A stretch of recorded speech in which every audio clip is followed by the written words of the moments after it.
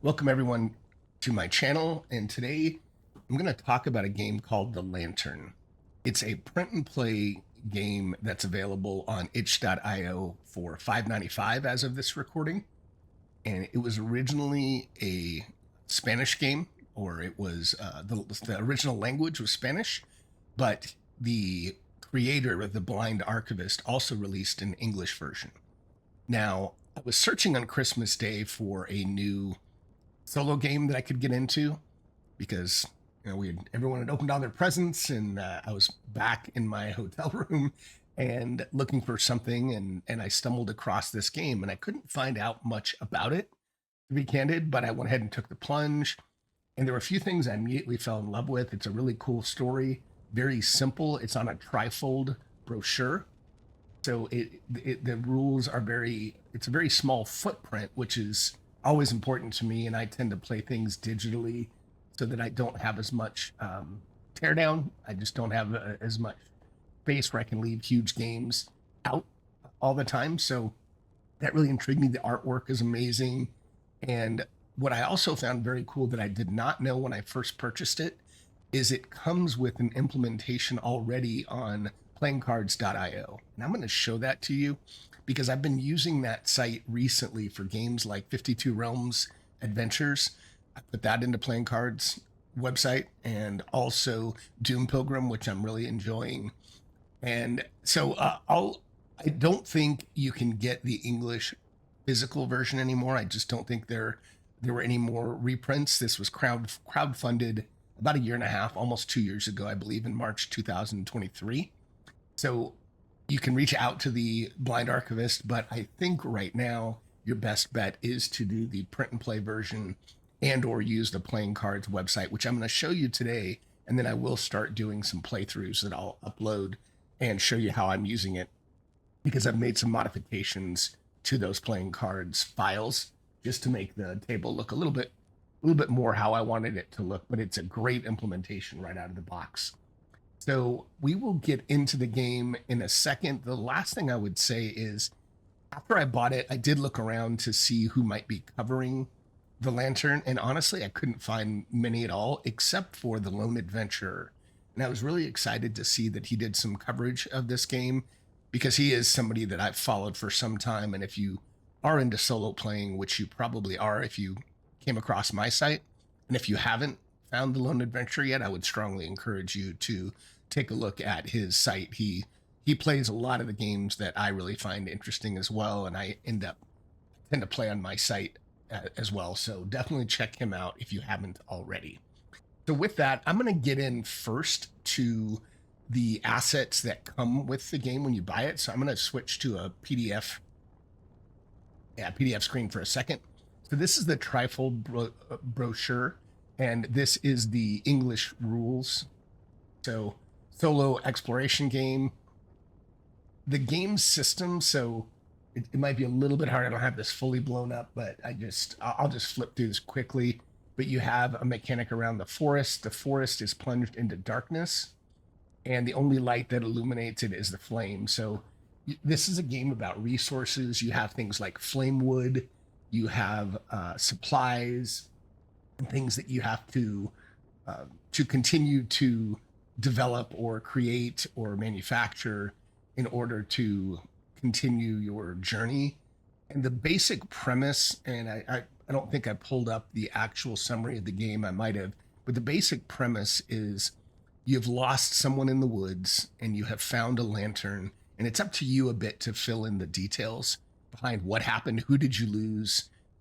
How did you come across the lantern? So there's a little bit, but not a ton, which is great for me. I'm not the most creative person, so I don't mind filling in a little bit of the gaps.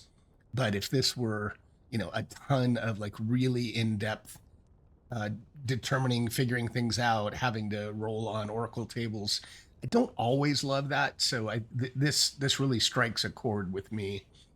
And the way that you'll go through the game is you're going to use a deck of cards, and you're going to investigate the forest until you either die. There are a number of ways you can die, or you find your loved one, and the way you'll find them is if you can uncover four queens. and you'll see that in the implementation when I play. Or you can end the curse by finding 4 kings. So you'll have a map, it's a hex map, and you can draw that, or you can use this implementation to drag and drop pre-created map tiles, which is awesome. You'll have a lantern with flame tokens, you'll have supplies and tools, and you'll have certain conditions, mental, emotional, and physical. Best I can tell, there's not a mechanical effect of those conditions unless you accumulate a total of 6 conditions or 4 of the same type. So if you get to 4 mental, then you've succumbed to the darkness. Or if you get 6 in total, and you can get rid of these conditions with a heal action. So otherwise, I think it's more part of the story. You will be journaling on a daily basis as you get through a turn, which is a cycle through a day. You'll be journaling your progress, and I think the game somewhere in here it encourages you to consider your conditions as you're journaling, and maybe put that in as a bit of flavor text. You'll do what's called control checks, where you roll a d10, and if the number is higher than the card you had flipped over, then you get the bonus that is part of that card or that location. And you can spend a flame counter to repeat the check. And if you lose all of your flames, you'll end up succumbing to the darkness. So you got to be careful with how much you're using your flames. Rounds, best I can tell, rounds relate to the forest turn. And the way the forest turn works is it's neat to me. They get a number of actions equal to the number of flame tokens that you have. So the more tokens you have, and you can get up to 6, the better off you are. But the more tokens you have, the more the forest can start fighting back against you. I like that mechanic. I think it's a cool way to make it more challenging if you're trying to hoard those tokens. So this is the forest. This tells you a bit about, as you investigate, what you might find. I won't spoil that now, but very simple and easy to read. Character actions, you'll see this on the playing cards implementation, but you have, I believe it's 8 actions. You have 8 actions total that you get to perform in a turn or a day, so to speak. And I think there are 3, 4, 5, 6, 7, 8. Yeah, I think there are 9 different actions. And you have to end your turn at a location with a shelter, or you suffer 2 conditions. Forest, and I love this art. The forest has 10 different actions, and again, they get a number of actions equivalent to the number of flame tokens you have. This tells you, but I won't read all of this, but this is the basic setup. And this talks about how you've lost someone, and they give you kind of an example what happened to this individual. So I'll let you read that yourself. If you print this out, there's turn sequences, and there's a little action card that you can put next to each of these turn sequences to know where you are in your turn. Then you write about your experience. You turn the card over as you become exhausted, and then it's the forest turn. And after the forest acts, you roll a d4, and on a 1 or 2, you lose a flame token. But it is cool if you're on your last token, you don't immediately die and succumb to the darkness. It says instead of losing it, you suffer a condition. So it does give you a little bit, although I think this is going to be a pretty challenging game. There are some things that allow you to not immediately die. And here's the setup. This talks about, again, very simple on a simple index card. You need a deck of cards, a 4 and 10-sided die, a notebook or something to track and draw your journal, a map, and you can have that be whatever you want. You separate the cards by suits, setting aside the 4 queens and 4 kings. 1 queen and 2 kings go on the spades deck, and the rest of the kings and queens go on the diamond deck. And we'll go through that when I go to the table. You'll prepare a map and add 2 locations of the starting zone. So you're going to roll a d4 and then consult the explore table. So if you go back up here quickly, here's the explore table. So you're going to roll a d4. Actually, now I'm going to have to look at that when we get into the game. Let's see, prepare the map and add to do this, roll a d4 and consult the explore. Okay, this is it. So if you roll a 1, you get locations A and 8. A 2 is 2 and 5. A 3 is 6 and 9, and a 4 is 6 and 10. So that'll be something that you do when we start the game. Starting tokens, and it's funny, I've seen some games where they start with 2 flames, but this clearly says start with 3 flames, 1 flame wood, 2 tools, and 3 resources. You write your first journal entry, which is basically your setup. Like, who did you lose? And, you know, who did you lose in the forest? Who are you? What's your background? And how did you come in possession of the lantern? And then you turn this card over if you are playing physically, and you start the game. So let me go through the rest of these assets quickly. So this is, again, another trifold. If you wanted to print this out, this is a bigger version of the trifold. These are all of the assets that come with the game. So again, the bigger version. This is the other, this section here is the other side, I think, of the game setup. Yeah, I think the game setup is the other side of this here, and this is all of your decks that you would set up. These are all your tokens on flames, resources, and supplies. A few more over here. These tokens are what you will use to underline the conditions that you get. So if you get bruised, you would put this little token underneath bruised where this line is. Once you get down to 4, you're dead. You've succumbed to the darkness. These took me a while to figure out what these two are, but there are a total of either 8 or 10 characters that you can play. They all have just a little bit of a unique skill or action. And these two are for the, I think it's listed as the apothecary. I think it's apothecary, but I don't know if that's a Spanish. I actually tried to look it up, and I don't think that's a Spanish word for apothecary, but it seems like that's what that character is. But they are allowed as part of their ability to create potions, and I think that's what these two are. This action button or token you would print out, and you could slide to the right of this if you want to do the physical. All right, here are the characters. So yeah, total of 8, and you can get a number more with that jam session that I told you about. But I think I did at least. I started this video and had to stop and re-record. But there's another session. Unfortunately, the cards I think are all only in Spanish, but you could still make use of them. The art is awesome. So here's the blacksmith. And in this case, what they are allowed to do is when you're using a tool during a control check, you get to add a +1. The kid gets to travel a little bit easier. You can spend a flame token, but you can, instead of travel one hex, you can travel up to 3. So that's kind of cool.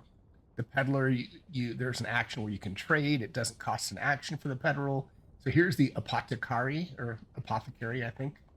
So when building, when there is an action for building, you can create an elixir, and you would have to spend both a tool and a supply. I think that's a supply or resource. And that will heal 1d4 conditions when used. You can carry 2, so I think that's why there's 2. You have a wanderer, and spend a flame token, place the first 3 cards in any order you prefer, heart cards.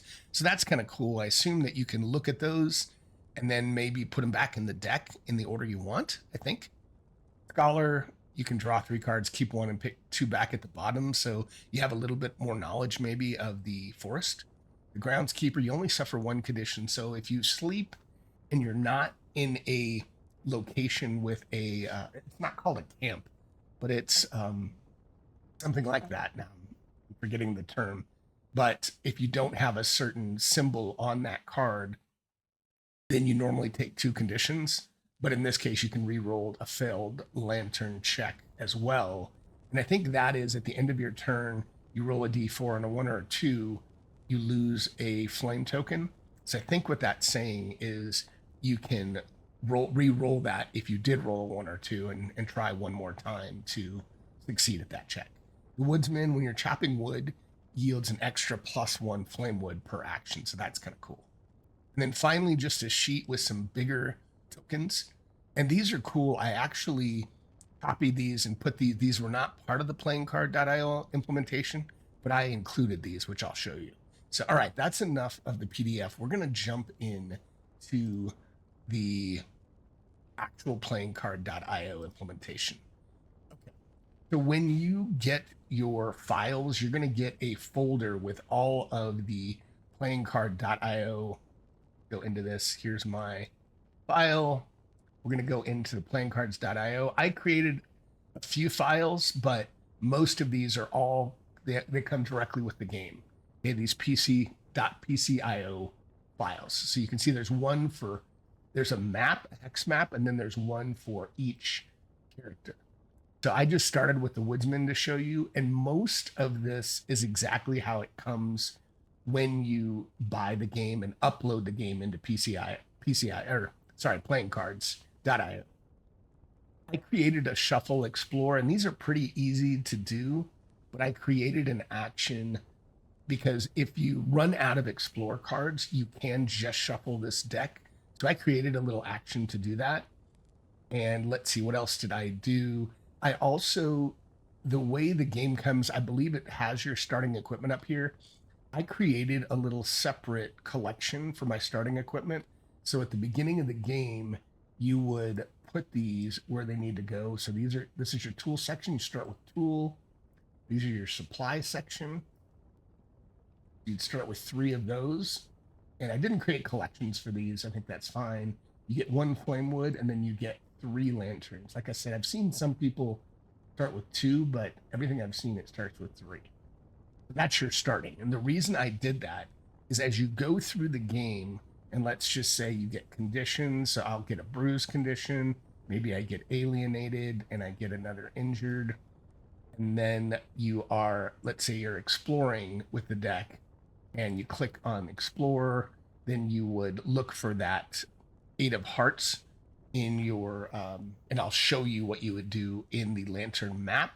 But if you do all that, and let's just say there are other mechanics where you twist reality and certain cards in the spades deck will move up to the diamond deck. So for example, if I click this, you'll see this has 14 cards. This has 16 up here. If I click twist reality, that now has 17. This has 13, and this automatically shuffles, which is awesome. I created a button here that wasn't there called new game. And what that will do is reset all the decks, and it will also put all of these tokens back into the starting equipment. And just kind of, for the most part, it'll move all of these tokens back down here. It won't change the actions. Like this is where you can track your actions. So this will be your first action, second, third. On your 4th action, you lose a flame token. So you would pull that down here, or maybe down to your starting equipment or over here, which is fine. But I'll just put it down here in my starting equipment. So after I'm done, either if I die or if I beat the game, I can click on this new game button and everything goes back where it was. And again, that wasn't part of the initial implementation, but it's super easy to do. If anyone wants to know how to do that, I can create another video to show it, but pretty simple. So that's it. I love this art, really cool character. And yeah, so this is going to be really fun. This is how I'm going to play the game, and I'll do a walkthrough maybe even later this weekend. So that's that. And again, you can just pull in any of the characters you want to play with. So let's go over to the lantern map. So this also comes with your purchase at $5.95. And what I did is I set these up. I don't remember how these were organized, but I clicked on the edit table and I edited these collections. I'll go back, but I edited to where this is from, I think, lowest to highest. So it'll start Ace of Hearts down to Jack of Hearts. And here's your clubs deck. And again, Ace of Clubs to Jack. The only things that I changed here is I added, and this did not come with, again, the playing cards file. I added a broken, I think this is called it's bugging me. It's not camp. Let me go back. I'm going to go to the final thing that I set up to show you, and that's the lantern rules. This did not come with playingcards.io. All I did was I took the trifold and I just put it in its own background for playingcards.io. So now I can flip back and forth and quickly come here. And what I was looking for, it's a shelter. So when you build, you can build on a shelter. So that's what it's called. But there are ways that you can lose or your shelter can be destroyed. And I don't know. Yeah, here it is over here. So one of the forest actions is Ravage, destroy a shelter. So what I did, these tokens do come in those PDFs I showed you, but I added these in so that I can use these and show if I've built a shelter or if I've destroyed a shelter. These are the tokens that came with the game, and I created a collection and imported these. So you can either use this lantern map or icon to show where you are on the map, or you can use these tokens. So let's just start. I rolled in, or I drew an 8. So let's just, I didn't do the starting setup, but let's just say, here's my 8. And you can say this comes with a flame wood, and it's nice that it pops up. So I can only do actions that have the icons that are available, that would be available to me. So let's just say I also drew this 5. And you can kind of mess around until you get kind of close, and there we go. So those are my 2. So I could either use this and say, hey, I just want to use the lamp or lantern to mark where I am, and that works just fine. Or I can find, in my case, I had the woodsman, which is, this is the woodsman, and I created this as like a 50 pixel token. So you can kind of put him on there and then just move where you are on the board. And you can also only investigate twice for each location. And when you investigate, you can draw one of these little X's and you can put them on to show that, hey, on this site, I've actually investigated twice. I can't investigate anymore. These are called ambush tokens. The forest acts in between your 2 locations you're traveling between. You put that in there to designate you will get ambushed when the next time you go through these locations. And then I would just put this back to show that you've been ambushed. You've already used that token, and you lose one of your flame tokens. So you can also create shelters as one of your actions. You can build. So like on this card right here does not have a shelter token. This does. So let's just say for whatever reason I wanted to build a shelter here. I can pull this down and put this somewhere on here to designate that, hey, this is now a shelter too. And if for some reason get the shelter destroyed, I can put this back. And if you want, you don't, I guess you don't have to, but you can show that, hey, I once had a shelter here that had been destroyed. I don't know if you can, after it's been destroyed, I don't know if you can recreate a shelter. I'd have to look at that when I start playing. So that's basically it. You're going to be using these. This down here tells you your turn sequence. And I think I have that on the other as well, but this gives you, all of your turn cards. So again, most of what I'm showing here is already on your, it's already in your playing cards file, so you'll receive. Now, if I click on restart again, I think I set this up myself. Everything just goes back. So that way you don't have to do that. You can always just re-import a new game if you want, but it was easier for me to set this up and just be able to clear a table. So that's that. And then going back to the rules again, I just put these in as background images, but I thought during my game, I'll have these 3 tabs open so I can quickly come here and look and remind myself, like, what can I do? Here are my actions, and it's really easy to read. I can explore, I can travel, investigate, what have you. And on this tab, I guess this doesn't say what my actions are. As I move this around the board, it'll be nice and easy for me to flip over to this again and say, what are the actions I can do? And then just flip back over here. The last thing I did is there are dice here, and all you need is a D4 and a D10. And this works just fine. If you click on this, it'll kind of shake and shimmy, and it'll roll. So this is your D10, D4 up top, D10 down here. And that works just fine for any of the rolls in the game. I love using 3D dice, and I love that website, and I'll try to remember to drop a link into the video here for that as well. But I created these dice so that they roll, and it's easier for me when I stream.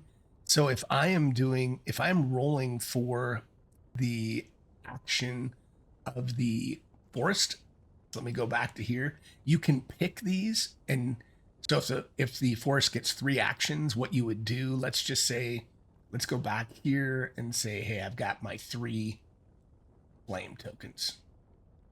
So if I have 3 flame tokens, then what I will do, I think that's what the round counter is for. I'm going to say, hey, there's 3 rounds, and the forest gets to act 3 times. Now, they do not repeat actions in the same turn.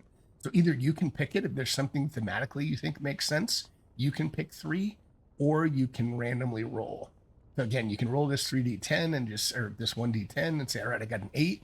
Or I created in 3D dice some D10s, and when I roll them, it's going to roll on screen, and it's going to tell you. So it tells you that I rolled a rot.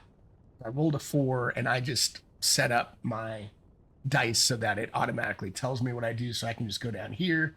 Here's rot. So I would roll another D4, and I would destroy 1D4 supplies and or tool tokens. So that's I kind of like that implementation. And if I roll it one more time, you can see if it rolls something different, spread the darkness. So now in this case, spread the darkness would mean I would click on this here, and I would add a card to my heart deck from the club deck. So it's pretty cool. And if you roll the same thing, obviously I would just re-roll. And I did the same thing I have a special D4 for a lantern check. So if I roll this and I rolled a 1, so I just have it say right here, lose 1 flame token. And I also have just regular D10s.